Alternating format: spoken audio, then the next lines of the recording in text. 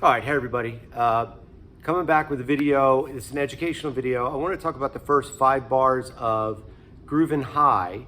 I did a short on that yesterday. That was my tune of the day I was working through. And actually I was putting in a bunch of different keys. I love that tune. But it got me thinking about this bar 3 and 4 in Groovin High and how I used to scuffle on it because it's such a weird progression. You actually go out of the key. So let me give you the example of it. So if you didn't see the short, or if you don't know the tune, Groovin High is this tune.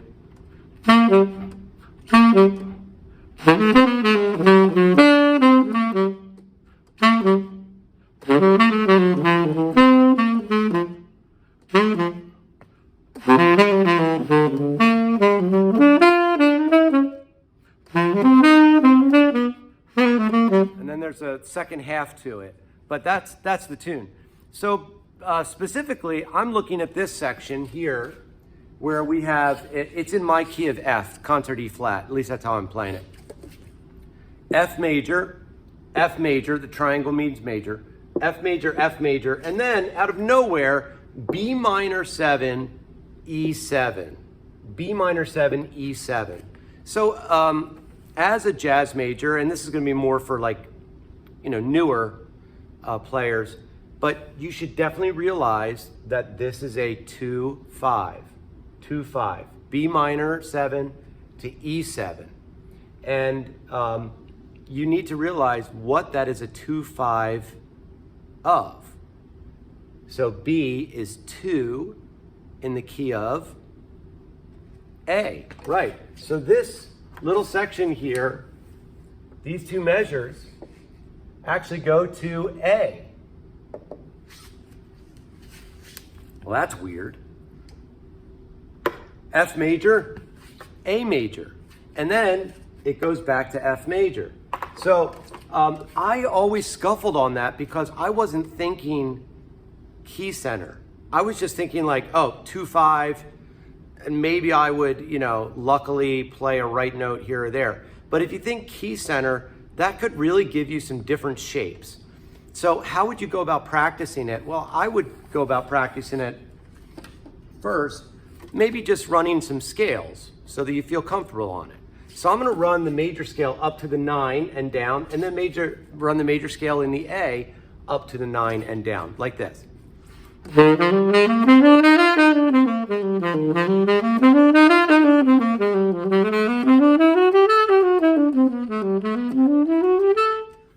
So you get the idea. So now, if I'm thinking about the melody,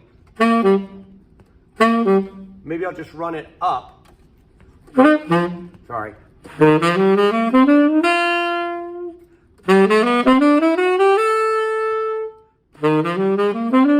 And I'm back here now. Maybe I can run it up and down, up to the 5 and down.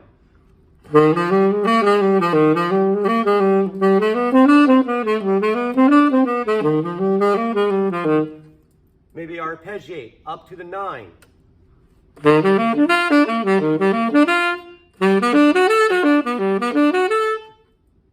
So that just gives you the sound of this tune, this.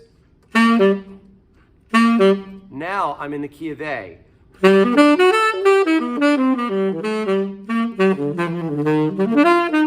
So let me play a little bit of solo around this, and I'm going to show you how I would use that. So here we go. 1, 2, 1, 2, 3.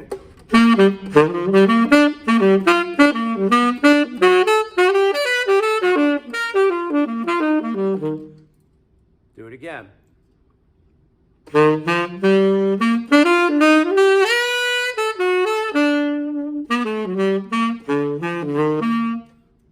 do one more time.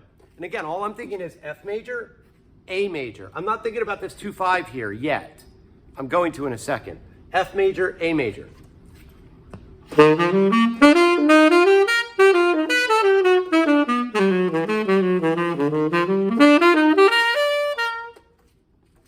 Now, once I'm comfortable with that, and I can hear, wow, there's a tonal shift here, meaning I'm actually changing keys for 2 bars. Now I can go in another direction, meaning I'm going to take a 2/5 language that I know, and I'm going to play that here. Okay, so I know language over B minor 7 to E7, and I'm going to fit that in right here, and then I'm going to resolve it to F major. So here's the language I'm going to use. You ready? That's the language I'm going to use. That's just a standard 2/5 lick. But I'm going to use that here. I'm using language because it sounds cooler. But starting here, I'm going to put that lick right in there and then resolve it. Here we go. 1, 2, 1, 2, 3.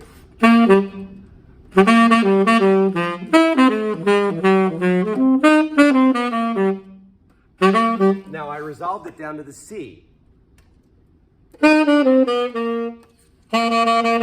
So I'm back in the key here. So again, I just put that lick right in there. Use that language that I know fits. Now, what if I used language, but also thought about it being an A major?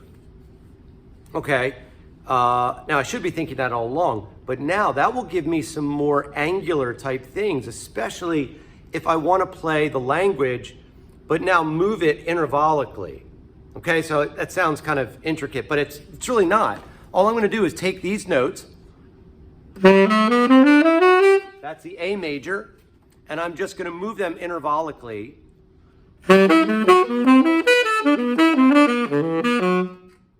And that will probably fit, something like that. I'm just randomly moving stuff. So let's give it a try. Ready? Here we go. 1, 2, 1, 2, 3.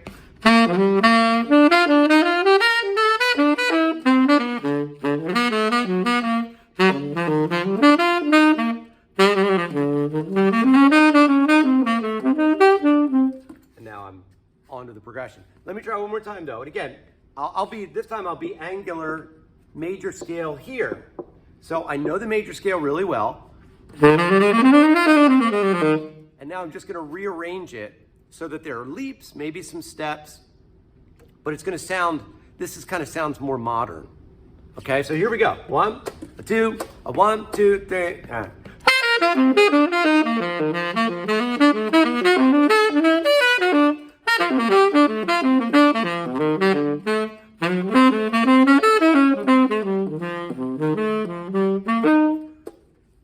Now I went on again in the progression. And so all I'm doing is really I'm actually trying to improvise. I'm trying to just make stuff up. Now within the framework of the chord scale, but I'm not playing the lick. Now what I did though, the pathway to get to that is I played chord scales, F major, A major. I understand what that is. I arpeggiated that, F major, A major. Then I played a standard 2/5 lick. I put that in there, made sure it fit. It sounded very wooden, by the way. It didn't sound original at all, but it fits. Because what am I doing? I'm training my ear to be able to hear the right language while I'm playing other stuff. It's just going to be something that binds me to the progression. Okay, my inner ear is hearing that. I'm hearing that while I'm playing, resolving to here.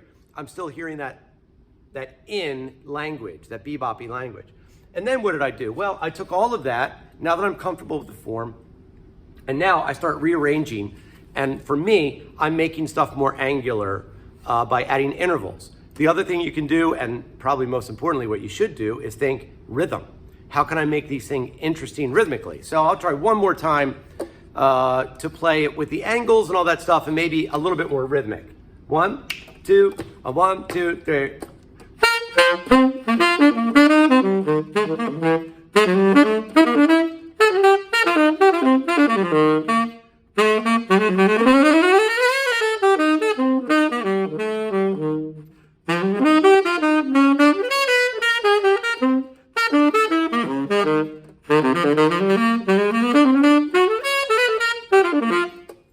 I don't know how successful that was. I'll have to listen back. But whatever. I'm going to keep it no matter what. Because as I practice, it's really important that I'm trying stuff out.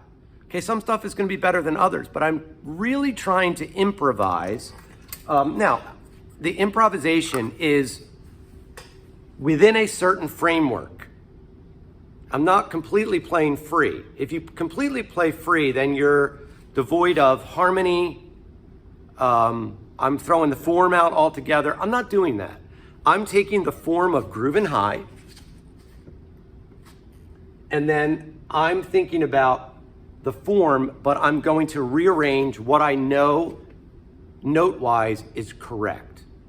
So before I start taking stuff out, meaning like tritone subs and all that stuff, I'm actually just going to rearrange major scales, you know, and, or in this instance, you know, like 2/5 language, I'm just going to kind of rearrange stuff.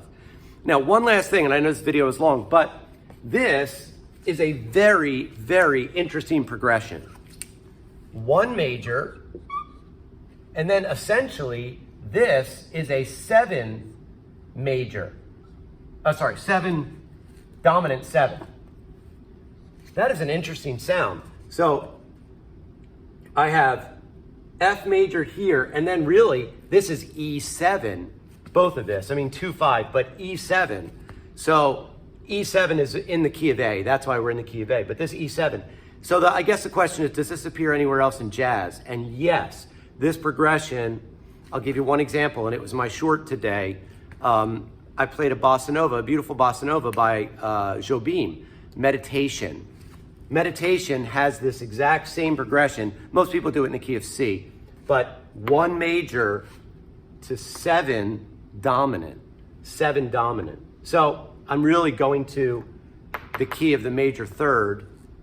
The 7 dominant is the 5 of that key. So maybe all that theory makes sense, maybe it doesn't. All right, long-winded, but this is kind of my process of going through and how I would make sense of this.